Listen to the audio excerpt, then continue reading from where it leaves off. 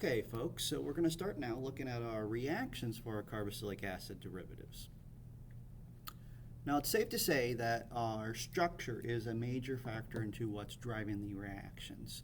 What I mean by that structure is we have that big, thick pi bond, just like a carbon-carbon double bond, and that's going to open up the ability for reactions to approach it. But we're also going to see that the nearby places add to that. What I mean by that is the lone pair, unlike the oxygen for the carboxylic acid and the esters, and that lone pair of the amide are going to contribute in there, and we get our resonance contributors, where that actually makes this even more negative. So it was already electronegative. It's even going to get even more so because of that donation of that lone pair. And it's such a common occurrence that even at this location, even though I have it drawn an FU-did shape, you have a bent shape here, and this would be the trigonal planar, having 4 groups. Even though it does appear that way, it turns out at least one of these pairs does exist in a p orbital, and we actually see that even in our bond angles. Bond angles around this position are closer to the 120 rather than the 109 like you would expect. And it's because that lone pair is going to behave more like a p orbital electrons. All right, those two factors are going to contribute a lot into our physical properties: melting points, boiling points, solubilities, etc. We are going to have a driving feature being the hydrogen bonds. If you notice on that, any of these that are capable of making hydrogen bonds with themselves have a much, much higher boiling point. And then what we're seeing in addition to that, that drives up the boiling points, is the dipole moment. The higher the dipole moment, the higher the boiling points. And that is tied into just standard intermolecular forces. Very strong dipole-dipole interactions, very strong hydrogen bonds. Now, I know we introduced in this first part of this chapter some of these common names and systematic names for our straight carboxylic acids. Added this page on here because all that's really changed on these is there's been the occasional cis double bond. These are all natural, so you'll not see any naturally occurring trans double bonds, at least not on this page. But the cis double bonds actually add little kinks into them, and even though they have the exact same carbons as, say, a standard carboxylic acid, drastically different melting points. Those kinks really affect the ability to form a crystal and drastically affect the melting point.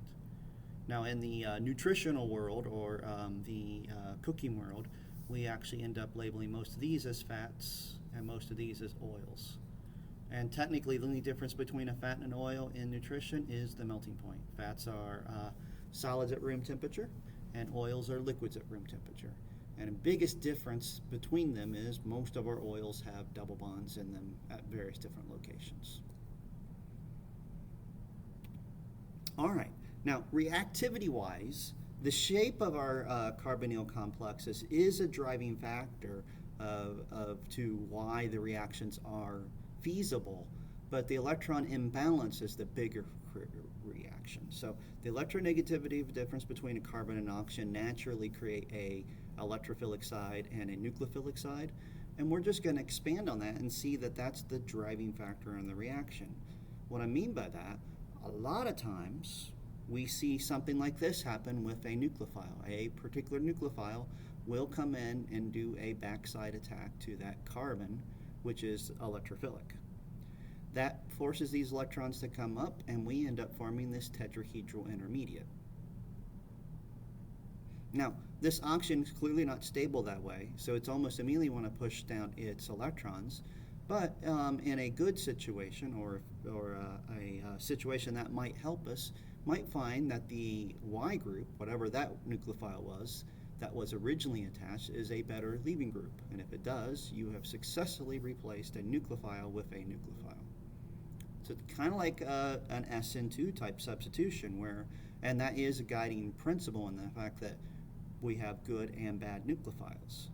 But it's not fair to call it a substitution because it's actually going to add to it and then leave, rather than try to do that all at once.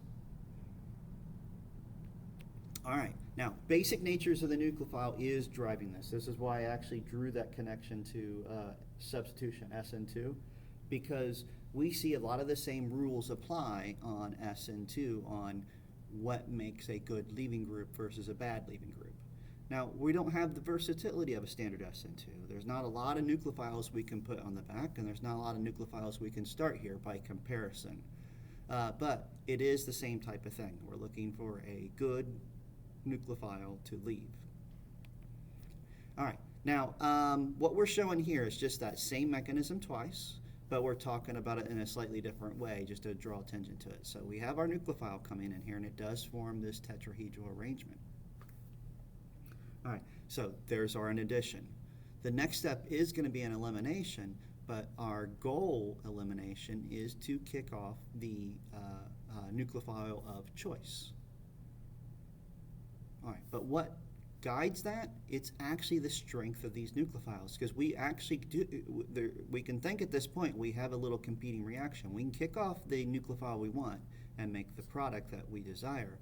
But if the Z happened to be a better leaving group or a weaker nucleophile, it would kick off and we just go back to where we started from. All right, so a lot of times what's guiding this is whether or not we have a good or bad nucleophile. So the nucleophiles themselves guide the reaction. All right, so we're going to refer to this as an addition-elimination reaction. So it's not really a substitution. You add something, and then you'll eliminate it in a separate step. And when we define this, we actually typically do point out that that tetrahedral intermediate is,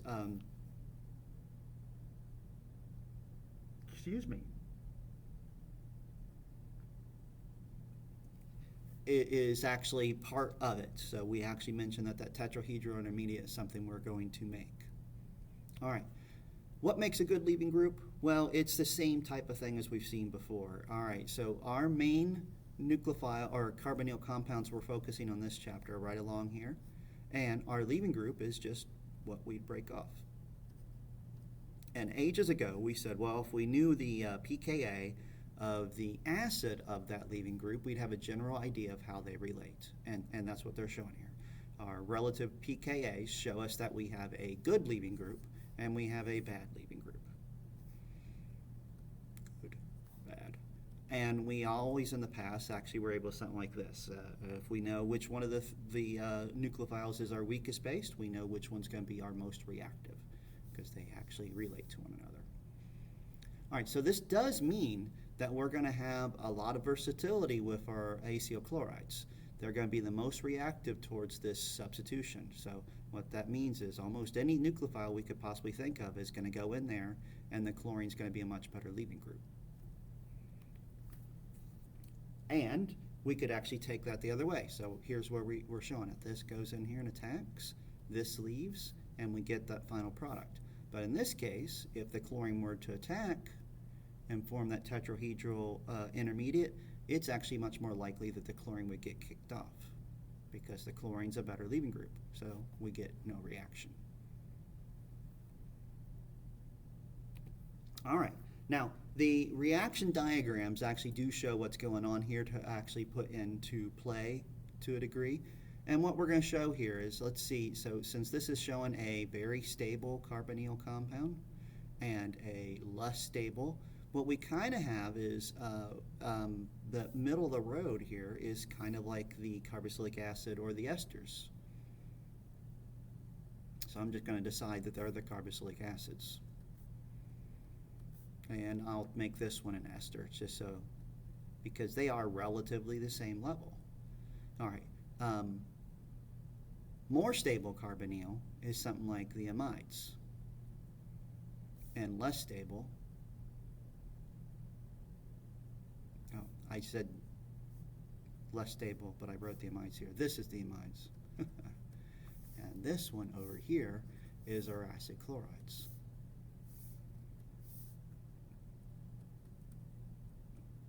So what we see is we can actually predict that our acetyl chlorides are going to actually form almost anything because it's overall a downhill process. We would have to put the energy in there to create that tetrahedral intermediate, and all of them do create the tetrahedral intermediate.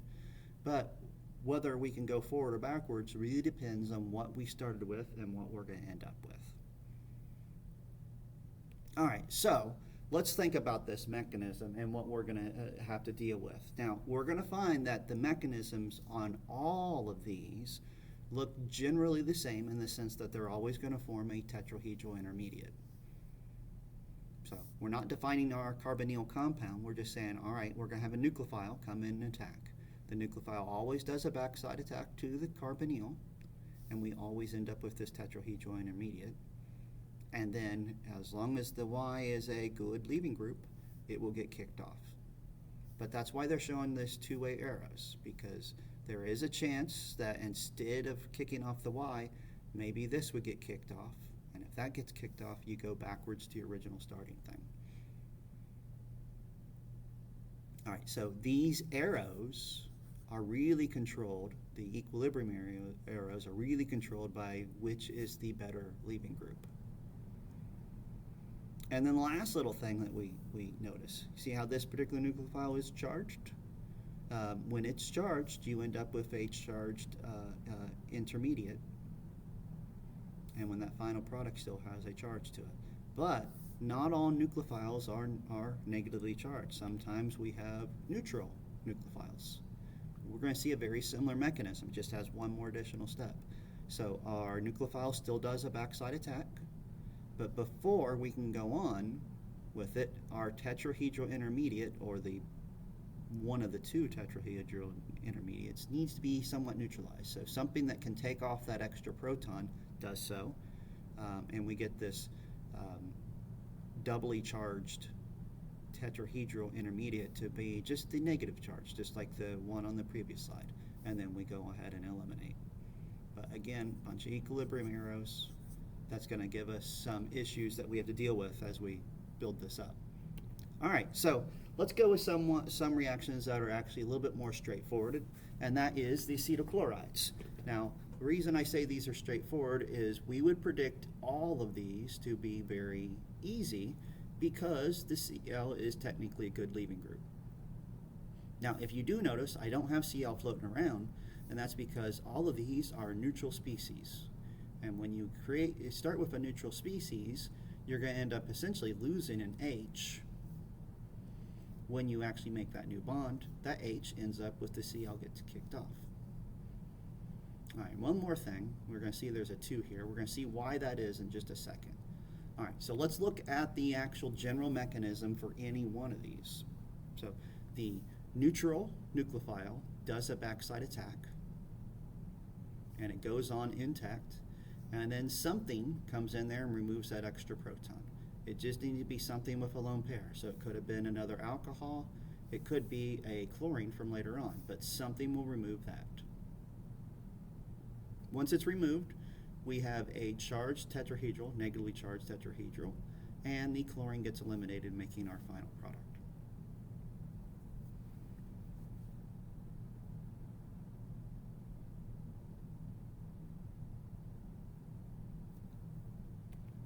All right, the NH3 does the same general thing.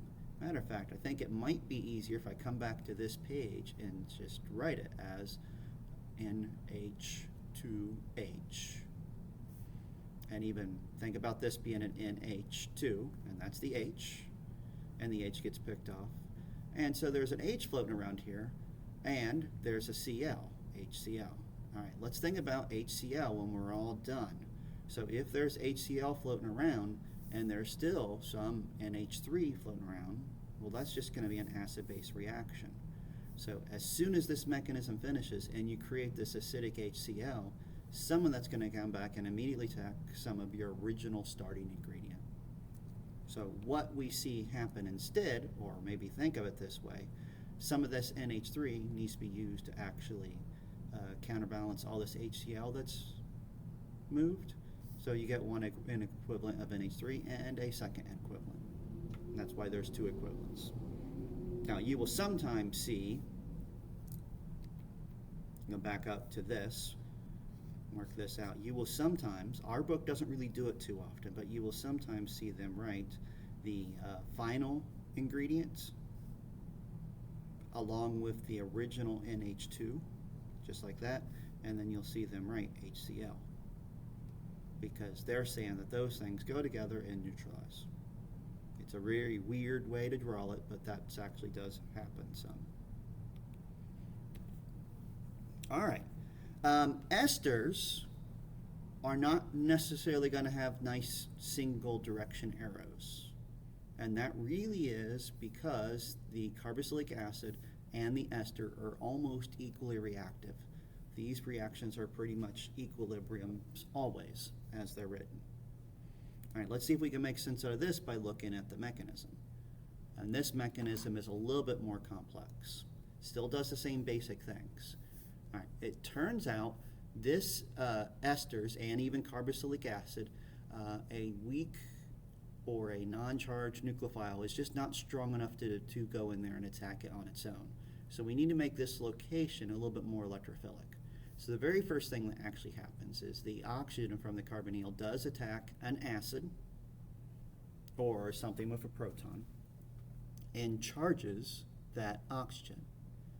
That actually does make this more electrophilic, and now our nucleophile can attack easier. So at this point, we have a positively charged nucleophile, or positively charged tetrahedral intermediate, sorry. All right, and then we'll still do the same thing as we've done before when we put a neutral species on. We'll have something come in and pull that proton off. And now we get a neutrally charged tetrahedral intermediate. All right, to make the product we want, we actually protonate the OR part of this, the ester part. And that's just with maybe a similar acid. It just comes in there, gets attacked, and we protonate it. That now makes this a good leaving group. It gets kicked off, and we reform something kind of like what we had in the second step, where we have a carboxylic acid that's still protonated, because we had OH and OH. So one of them forms a double bond, therefore it's protonated. And then we have something with a lone pair come in and rip that H off. Now, as neat as this is, the reason this is problematic is because this thing could still attack there. We could still have a base come in and deprotonate this guy, make us this exact same thing, and then instead of kicking off the OCH3, we could have this O attack the H instead. So basically, every single one of these steps is a two-way arrow. It's an equilibrium, technically, between an ester and a carboxylic acid. And the only thing we need to do to get that equilibrium go is add a little bit of a trace of acid, and then if I want to go from the carboxylic acid to the ester, I need to add the alcohol, or I need to add water to go from an ester to the carboxylic acid. But it is an equilibrium, which is why we have the nice little two-way arrow. Now that second mechanism is an equilibrium between two different esters, but the same type of thing happens. The mechanism would look similar, and what I could see different is instead of water at this step, we have a different alcohol. And it doesn't matter which one it is. Any alcohol would do, and we'd end up adding an R on that with that H. But it's still a two-way arrow. So how do we control it? Well, easiest way right now is to go back to what we learned in Chem 1 and 2, Le Chatelier's principle. And if I want to favor making a particular product, I add one of the reactants in excess. So if I added a bunch of water to this particular ester, I would end up with almost nothing but CH3OH. And generally speaking, if this is like a 1-to-10 ratio, you're going to get like 97% of yield roughly. It's going to vary some, but it's going to be in the high 90s. All right, so that gives us something to think about that could be beneficial. All right, and this might seem unrelated because had I just put this up at the beginning of this chapter, we could have done this. So butane to butanone, we actually have done this before. We would need to halogenate this because that's the only thing we can do to an alkane. So I'm going to put bromine in there and light. And the reason I chose bromine is it's so much more selective, and I can pretty much guarantee I'll only get 2-bromobutane.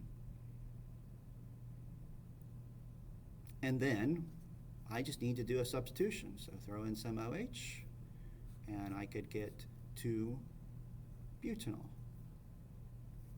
And then finally, a little bit of bleach, 0 degrees Celsius, and I could oxidize that to a ketone. All right, nothing at all new.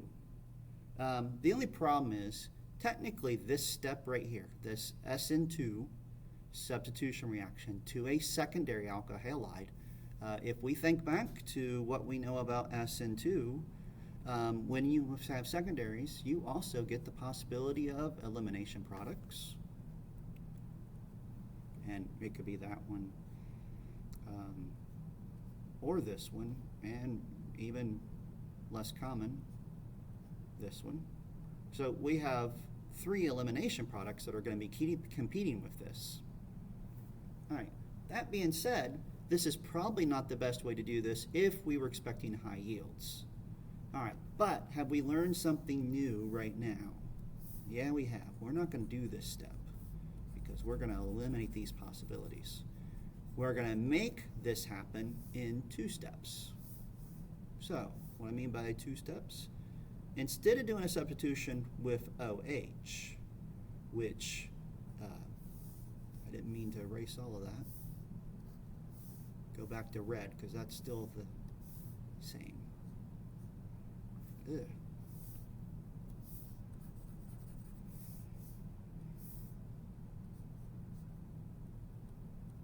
All right, we still do want to make this, but instead of going straight there, we're going to actually do a substitution to make an ester. And it really doesn't matter what this is. It just so happens that the acetate ion is easy enough to get. So if I do a standard SN2 with this, I don't really have to worry too much about elimination. It's a bit too bulky. It's going to favor that substitution. And then how do I make this happen? Well, this is our equilibrium we just saw. If we throw in a bunch of water, we're going to actually turn this into our 2-butanone that we want, and then quite possibly a bunch of acetone, or not acetone, acetic acid. And we'd isolate this, and we have much higher yield doing this way. So technically, we've just added a new way to make an alcohol that gives us far better yields. All right, what's next? Turns out this is an interesting little dilemma. It technically gives us the same product. We have an ester, and it's acid catalyzed, and we are adding water. So you would predict, in the grand scheme of things, we would end up with a carboxylic acid and an alcohol. And you do end up with there. There's your carboxylic acid. There's your alcohol. All right. It just happens that this particular one doesn't use the exact same mechanism, and it has a lot to do with the fact that that particular location is tertiary. All right, so in the mechanism, we see the very first step is protonate the carbonyl, and we do get this wonderful thing. But instead of having the water do a backside attack now, we actually see that this thing itself is a good leaving group. So it just gives its electrons to it, and it leaves. And we immediately make our carboxylic acid. Now, this is what ends up getting attacked by the nucleophile, and then gets deprotonated, and you finally make the alcohol. Now, interesting, the results are exactly the same as that previous one, or any time we add water to a ester. It's just that because this is tetrahedral, it makes a much better leaving group without the O. All right, so controlling that transesterification, we would actually point out that a convenient thing to do here to make sure it goes one way or the other would be to add the extra in excess. So if I wanted to favor going forward, maybe do like a 10-to-1 ratio. That's going to favor going almost to 97% yield, generally speaking.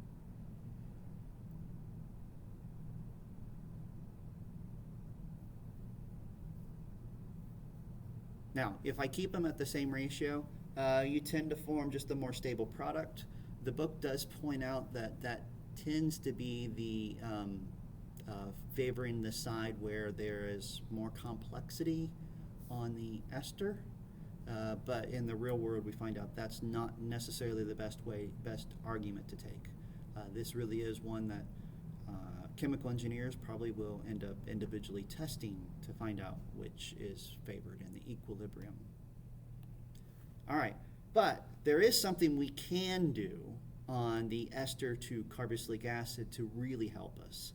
So we had the mechanism where we had water attack the ester, but let's have it with OH attack it instead. So just OH negative. Now it does the attack all by itself because it's a much stronger nucleophile. We don't have to actually protonate this. All right, when it attacks, we get a much more standard tetrahedral intermediate with that negative on the O. All right, here's where this one comes in handy for us. Let's imagine this thing kicking off, the OR part kicking off. All right, if that were to happen and this double bond comes back down, we would form a carboxylic acid. Well, carboxylic acid in the presence of a base would get neutralized. And they would actually almost exist in the exact same environment right when they happen. So this is very easy to see that this would just happen almost immediately. All right, but this carboxylate and the alcohol are a nice one-way arrow, and that's mainly because this location is no longer electrophilic for that reaction to happen.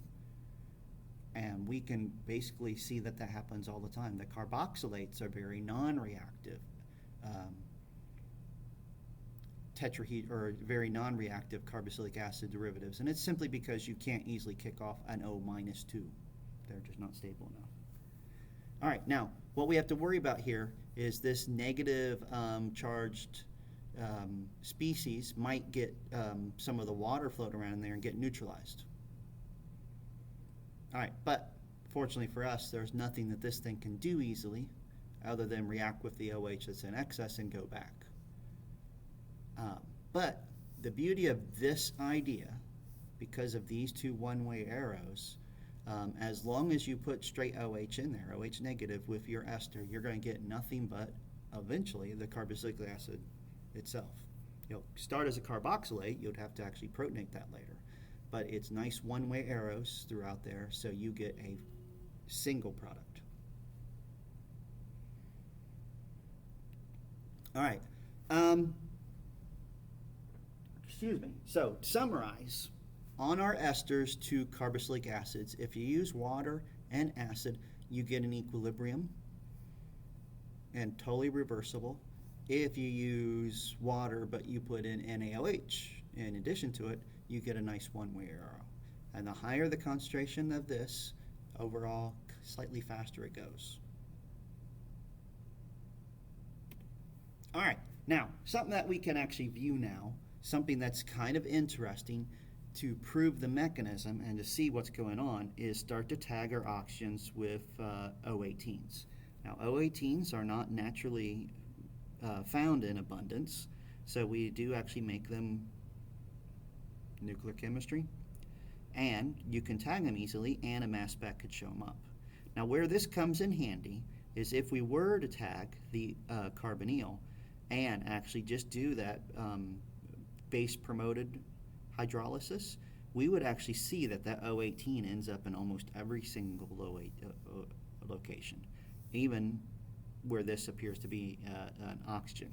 And it is because of all these ways that that mechanism goes on, how that water and the OH allow it to move back and forth and whatnot. And that is the type of thing that they use to prove the mechanism is what we thought it was. All right, on to some reactions of carboxylic acids. Now, the carboxylic acids can be turned into esters, and we basically just do this almost the exact same way as we did an ester into a carboxylic acid. So you put the alcohol in excess, and you have the acid as a catalyst, and you end up with the ester instead. Fischer esterification is a equilibrium still. There's just Le Chatelier's is the guiding principle to show us which product is favored. All right. Now, ammonium salts are something that we can do to stop that. Matter of fact, we sometimes see this because it's a great way to make amines stop smelling bad. So a common trick to make amines stop smelling bad is to use an acid with them and make a salt out of them. Well, instead of making just an ammonium salt, this is an ammonium carboxylate salt. And it's just shown that we're actually neutralizing an acid and a base.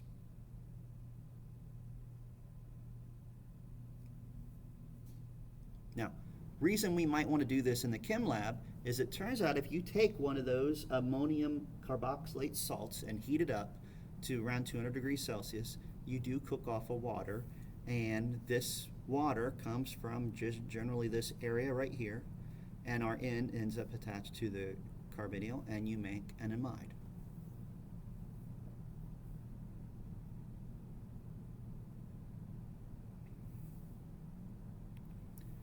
Amides, though, aren't very reactive in the traditional sense of that addition-elimination reaction. And it's mainly because all of these are better leaving groups. So they're not going to do an attack and actually generate anything. All right, that doesn't mean that amides get out of the picture. We actually can make them react. We just have to do things differently. And what I mean by differently, we typically have to use some heat and some water, or heat and some acid.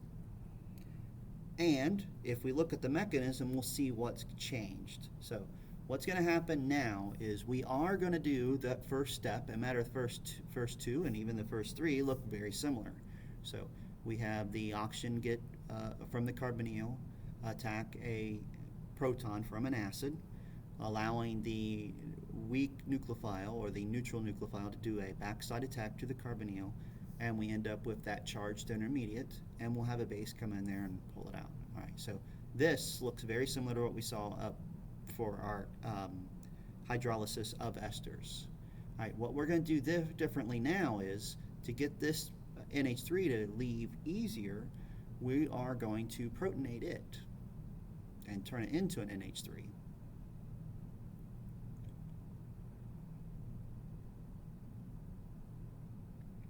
Now, when that NH3 leaves, it is a base, and it'll very easily help deprotonate this carboxylic acid.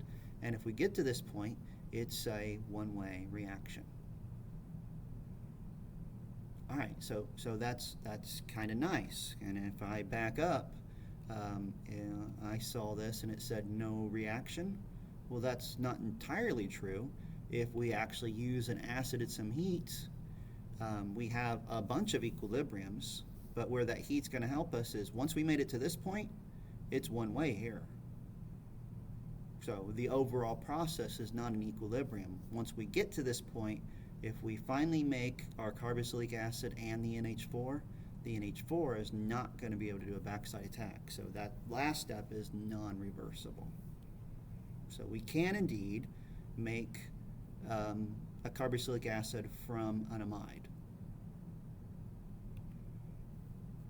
And we can do it under base conditions as well, and also a nice one-way arrow.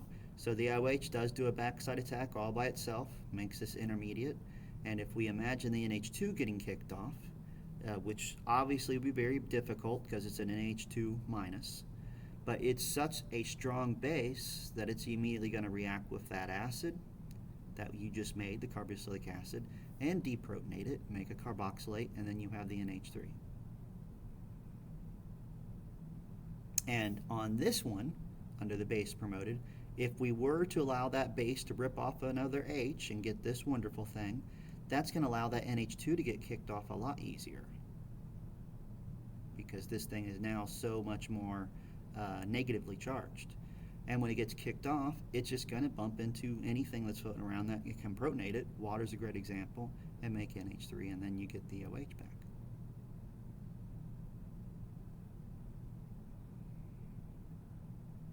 But ultimately, using OH with an amide, you get a carboxylate and some NH3. All right, next little thing we're going to look at is ways to make our amines, and because of that, different synthesis we can do. Now, Gabriel synthesis is one that we've seen before, but we kind of want to revisit it now. All right, so all of this was, phthalimide was used to actually, this is the phthalimide, to make a N-substituted imide. And the N-substituted imide was made by an SN2 substitution of an alkyl halide. And I would prefer, if whenever they pointed this stuff out, they would leave in at CH2 to help remind us that you kind of want a easy primary or better alkyl halide, because it is an SN2. All right, but that does put this R on here. And then this thing, the reason this actually formed the amine is technically these are amide bonds. And we're using acid and water to break them off and turn those back into carboxylic acid at the production of our amine. All right, next little thing we're looking at doesn't appear to be a carboxylic acid derivative, but we're going to see that they are, and that is our nitriles. And first thing I want to do here is figure out how we're going to name these things. Now, the easiest way to name a nitrile is to name them as if they are nitriles. So not a cyano group, they are just nitriles. So this is 2 carbons, ethane nitrile.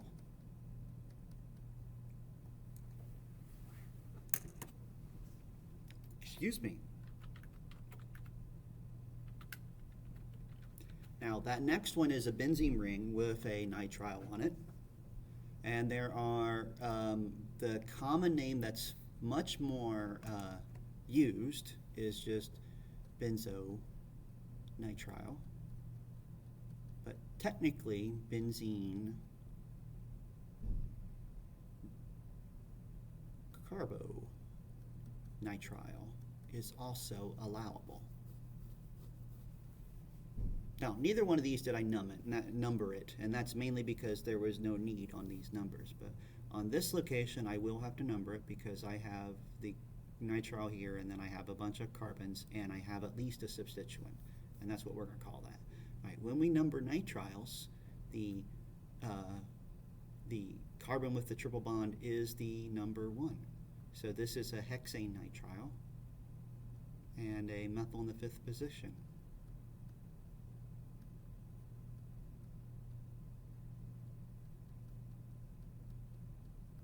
And 1, 2, 3, prop 2-ene nitrile. But if we think about that, there can't be a 1-propene nitrile. So that is perfectly allowed to be just called propene nitrile. And propene nitrile does have another, it's borderline common name, but it is IUPAC name of acrylonitrile.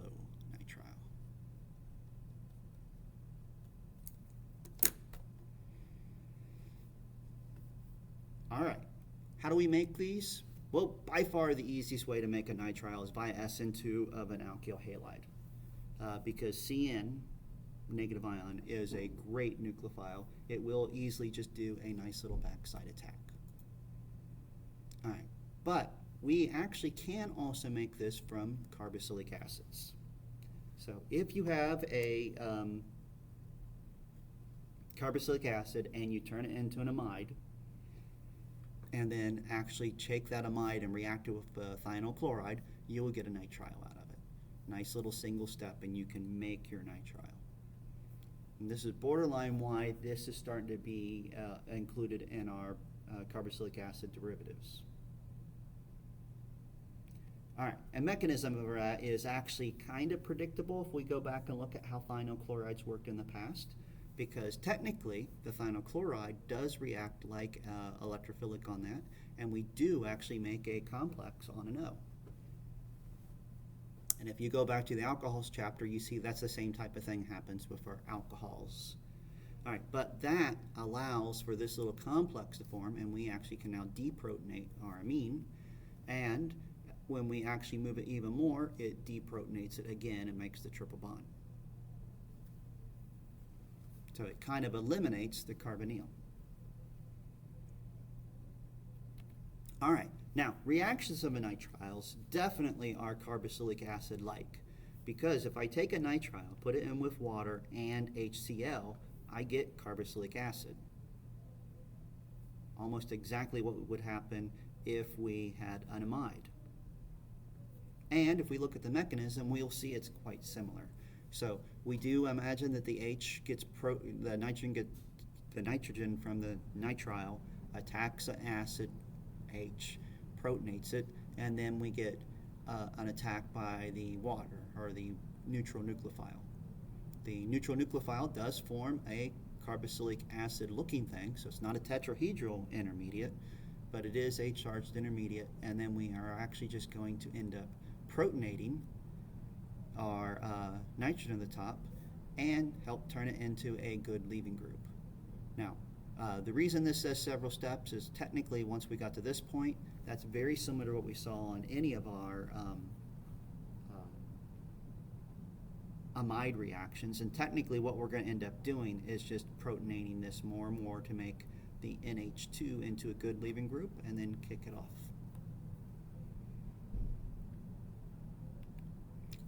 Okay, so where do we take this in consideration? It is now a great way to add a carboxylic acid group.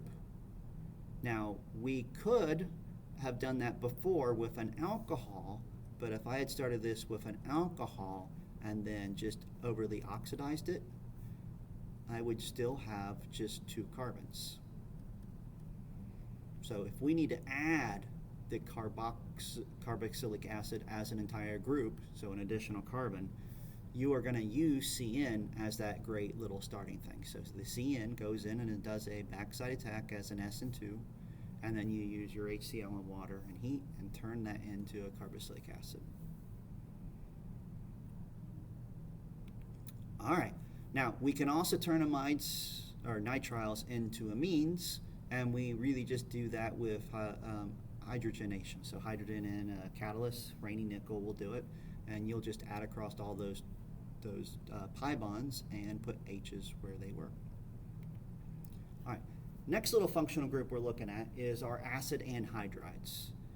Now this is a carboxylic acid derivative, has similarities with our esters and the carboxylic acids. Technically they get their name, the anhydride, because that's what you're doing. You're taking carboxylic acids and you're removing water. You can view it as the OH from one and the H from the other, and allowing that single O to be between the two. Now nomenclature is kind of interesting. Like this first one, the 2 most commonly used names, this is ethanoic acid, if that was an H, and so is this. So this is ethanoic anhydride. Now, ethanoic, if you remember, is IUPAC, and acetic is also allowed, so this is also called acetic anhydride.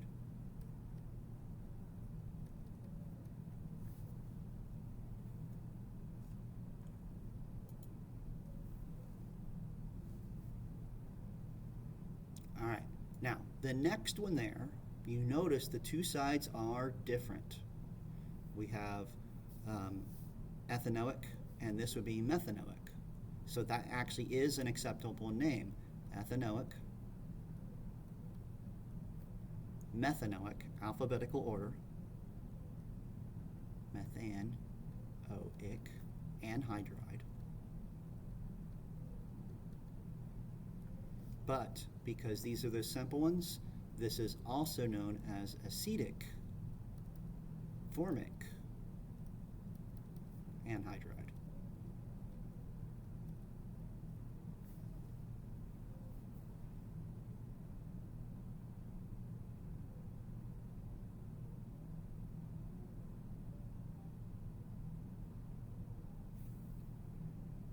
All right.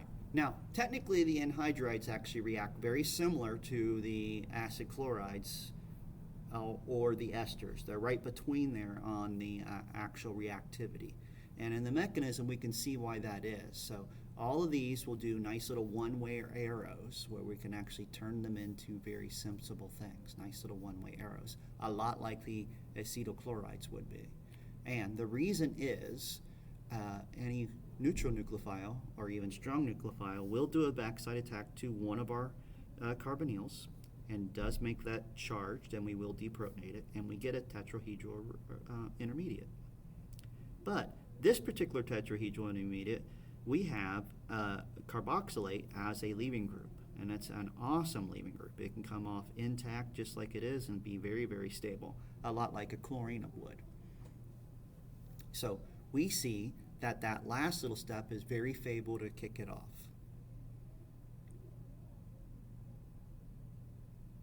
Giving us all these nice little one-way arrows. Now, still have the problem with the NH3 needing to be neutralized because a carboxylic acid and an amine would react as an acid and a base. So that's what this is. It's a carboxylic acid salt. All right. There are things called dicarboxylic acids. Now, a dicarboxylic acid is exactly what it sounds like. It's got two carboxylic acids on opposite ends. Now, what we have here are the common names or biochemical names, but this oxalic acid having just two carbons, we could see this called ethane dioic acid. Yeah. And that is acceptable to call it that. So malonic would be propane dioic acid, and so on and so forth. But these common names are very biochemistry-wise and biology-wise. They are found in nature, and that's why these names pop up. But I also want you to notice that the pKa's are different. Now, for the most part, we're going to see that all of these are more acidic than the standard carboxylic acid.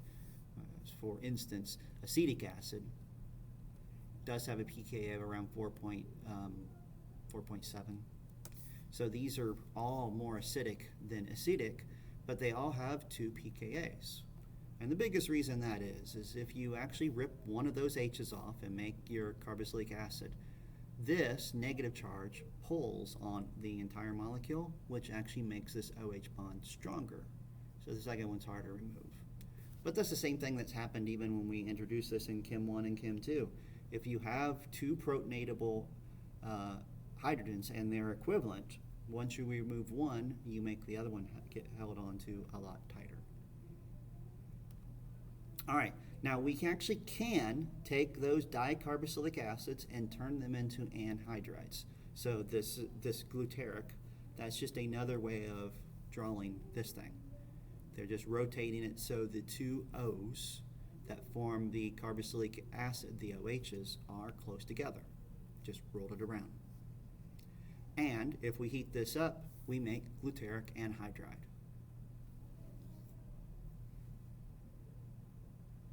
And we will see that's generally an easy way to make an anhydride. If you heat most of them up, you can actually form an anhydride out of them. But there are better ways. Like here we have another dicarboxylic acid succinate with two carbons in between. And what we're going to do to make this happen is we're going to start with a different anhydride. And acetic anhydride would be a great one to go with. This one's manufactured in huge amounts, very nice and self-stable. When it breaks down, it turns into vinegar. So we don't even worry too much about how to clean up spills in this. All right, but if I use acetic anhydride with my dicarboxylic acid and then heat it up, I can make an anhydride from that dicarboxylic acid and then a bunch of vinegar.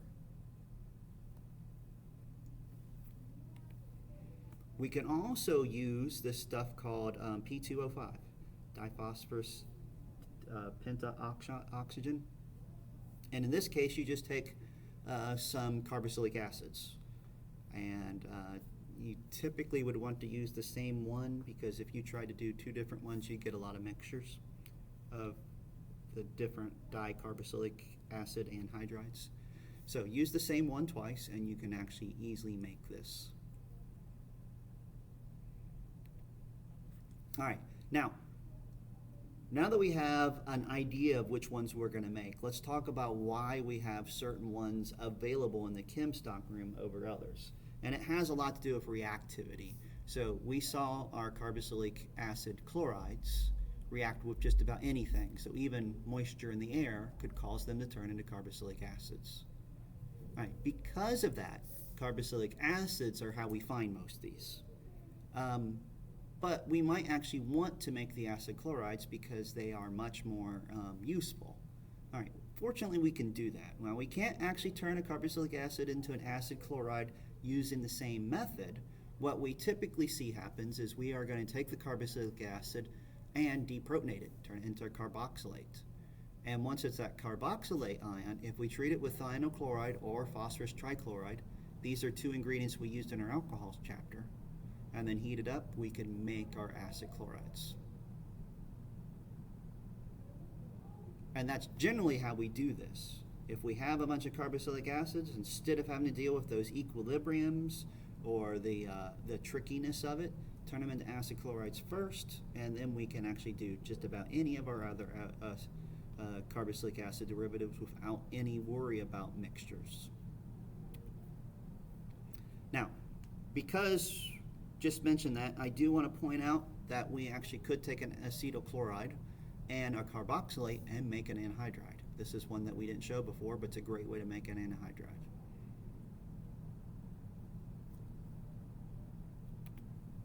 All right, last thing that our book wants to point out is the biological significance of this, because this is something kind of interesting. So ATP and ATP, we've all heard about that. It's been in all the papers. The biology people like to brag about how great it is. All right, technically, from a chemist standpoint, it's actually a very simple little concept on what it's doing. All right, every single time we see ATP turn into ATP, I can guarantee it's taking a phosphate group and putting it onto our carboxylate ion.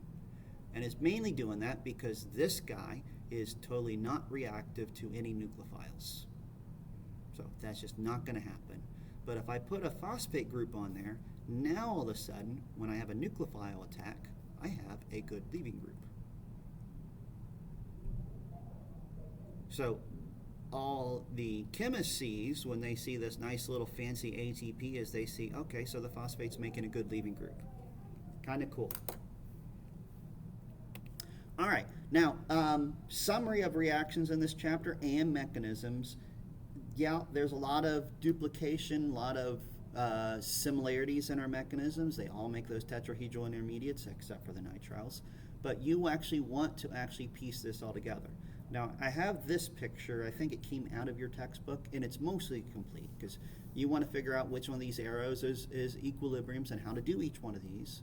But you also need to add your carboxylic acids in here, and they're kind of here with the esters, carboxylic acids. And you also kind of want to have the nitriles, which are kind of here with the amides.